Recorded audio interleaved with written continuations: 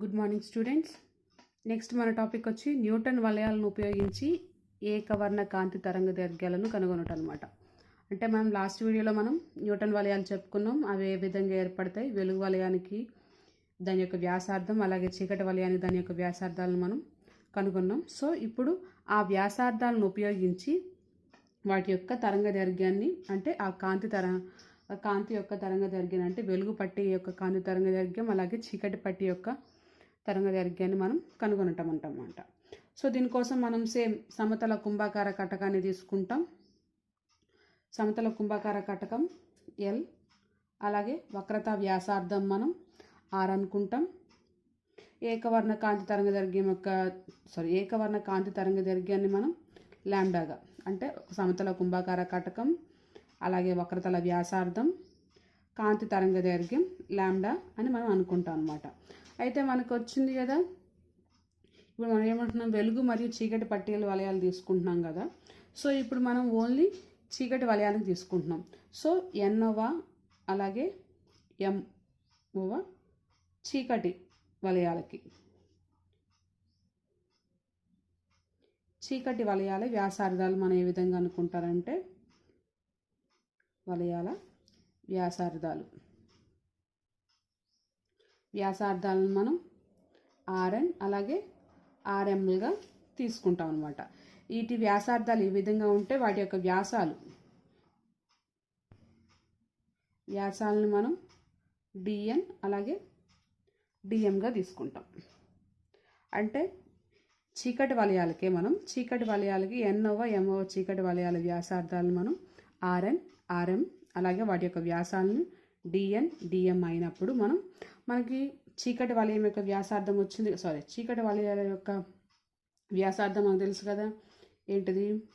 r² = r λ n. So r is proportional to √n అంటున్నాం కదా. So ఇప్పుడు మనం ప్రపోర్షనల్ తీసి డైరెక్ట్ చేసేసాం అనమాట. సో ఇప్పుడు ఎన్ఓవ వ్యాసార్థం rn², అలాగే ఎంఓవ వ్యాసార్థం rn λ m.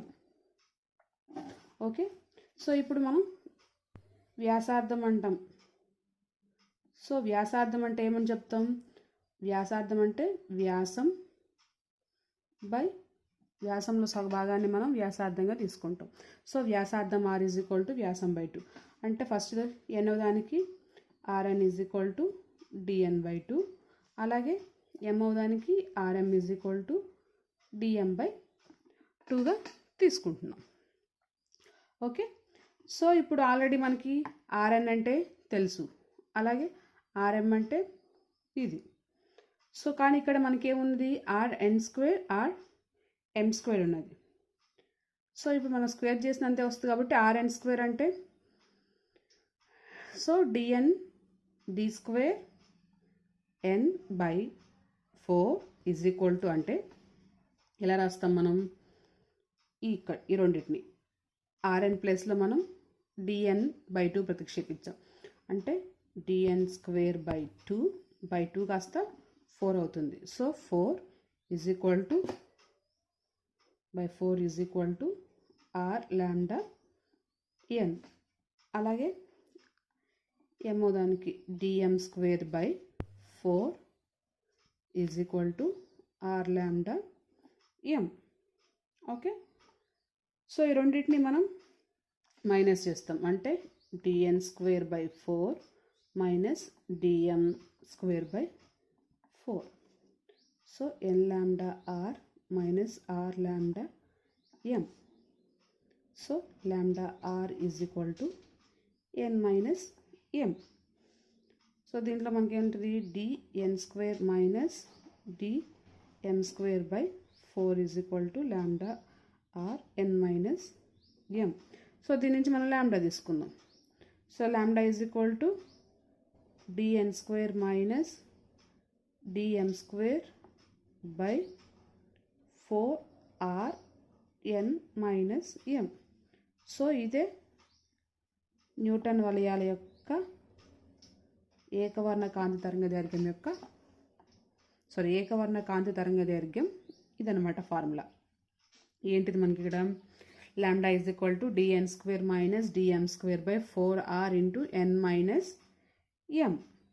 అయితే నేను మీ ఫిగర్ రూపంలో చూపిస్తాను ఏ విధంగా ఉంటుందంటే, మనం ఇక్కడ ఒక గ్రాఫ్ లాగా తీసుకున్నామంటే ఇక్కడ మనకి నెంబర్ ఆఫ్ రింగ్స్ అంటే వలయాలన్నమాట.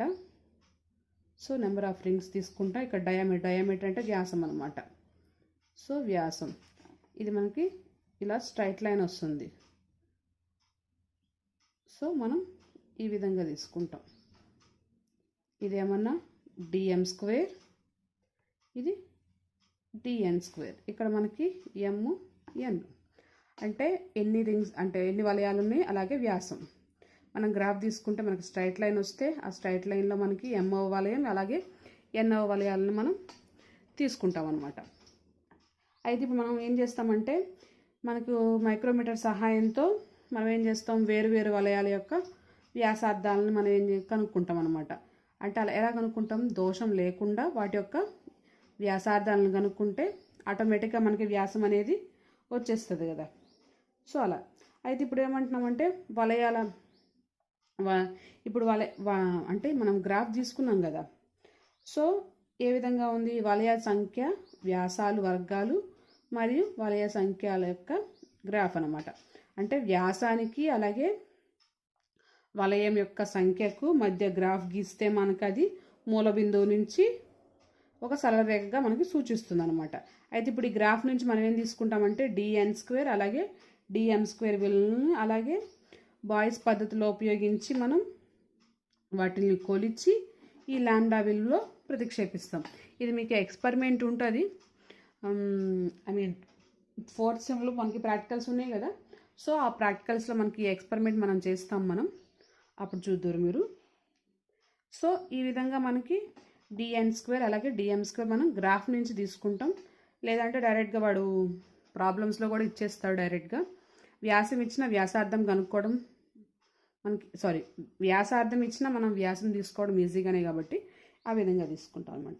సో ఇది న్యూటన్ వలయాలు. న్యూటన్ వలయాలను ఉపయోగించి మనం దాని యొక్క కాంతి తరంగ దైర్ఘ్యాన్ని ఈ విధంగా కనుక్కుంటాం అనమాట. ఓకే, నెక్స్ట్ టాపిక్లోకి వెళ్తే మనం మైకెల్సన్ మోర్లే ఎక్స్పెరిమెంట్. ఆల్రెడీ మీకు మైకెల్సన్ మోర్లే ఎక్స్పెరిమెంట్ మీకు ఫస్ట్ సెమ్లో వచ్చింది, మైకెల్సన్ వ్యతికరణ మాపకం అని. మనం మైకెల్సన్ మోర్లే ఎక్స్పెరిమెంట్ అని చెప్పుకున్నాం 12 మార్క్స్కి. సేమ్ అదే ఉంటుంది ఇక్కడ కూడా, కాకపోతే మన దాంట్లో మనం ఓన్లీ దాని ఏమంటాం, వాటి యొక్క వేగాలను మాత్రమే కనుక్కున్నాం. దీంట్లో వాటి యొక్క తరంగ దైర్ఘ్యాన్ని అన్నిటిని మనం తీసుకోవాల్సి వస్తుంది. సో అది కూడా చూద్దాం మనం ఇప్పుడు. సో మైకెల్సన్ వ్యతికరణ వ్యూహాన్ని మనం నెక్స్ట్ వీడియోలో చెప్పుకుందాం. సో న్యూటన్ వలయం ఇది కూడా మనకి మోస్ట్ ఇంపార్టెంట్ మనకి 4 మార్క్స్కి. కొన్నిసార్లు న్యూటన్ వలయాలను ఉపయోగించి కాంతి తరంగ దైర్ఘ్యాన్ని ఏ విధంగా కనుక్కుంటారు అనేది అడుగుతాడు 4 మార్క్స్కి. సో ఇది 4 మార్క్స్కి మోస్ట్ ఇంపార్టెంట్ ఇది మనకి. అలాగే 12 మార్క్స్తో న్యూటన్ వలయాలు ఎక్స్పెరిమెంట్ ప్లస్ అలాగే ఏకవర్ణ కాంతి తరంగ దైర్ఘ్యం ఎలా విధంగా కనుక్కుంటారు అనేది కూడా మనకి ఇస్తాడనమాట. సో ఇది కూడా మనకి మోస్ట్ ఇంపార్టెంట్. ఈ నోట్స్ మీకు ఆల్రెడీ నేను వాట్సాప్లో సెండ్ చేశాను. సో అది చూసుకొని రాయండి. Thank you.